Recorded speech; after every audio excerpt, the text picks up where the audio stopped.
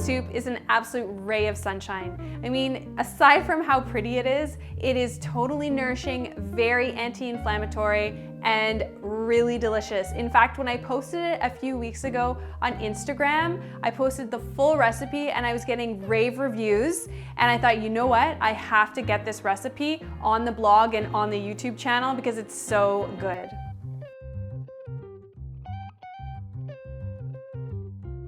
So this recipe is totally plant-based and it's also dairy-free, but yet it's still like super creamy and like luxurious because you get that full-fat coconut milk in there, but I find it doesn't have the heaviness that you get from like a heavy dairy cream. The process of making this golden soup is really, really simple. So first you're just gonna saute your onions for about 5 minutes, then you're gonna add your carrots and your celery, and then add all of your spices and just saute that all together and smell the rich aromas. Oh, it's so good.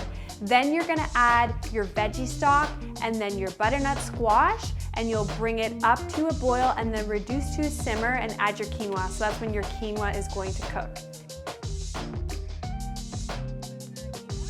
If you want to make this recipe paleo, just simply omit the quinoa, but I do like adding it in there because it gives you that good plant-based protein.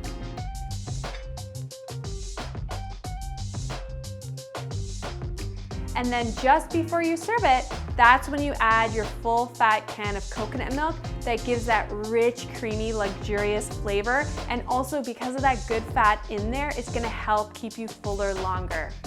Now you might be wondering, but is the coconut milk gonna curdle? You're not adding the coconut milk when it's boiling. Yes, it's still very hot, but coconut milk isn't like dairy cream. If you pour dairy cream into this really hot soup, yes, it would curdle. So you don't have to worry about that with the coconut milk. Something you'll love about this soup is that it freezes really well and it will last in the fridge for about up to a week. Actually, the flavors when it sits overnight get even more tasty, but you could very easily freeze this for up to 3 months. I tend to freeze it in smaller batches so that I can take it out in the morning and then I can have it for a really healthy and balanced lunch.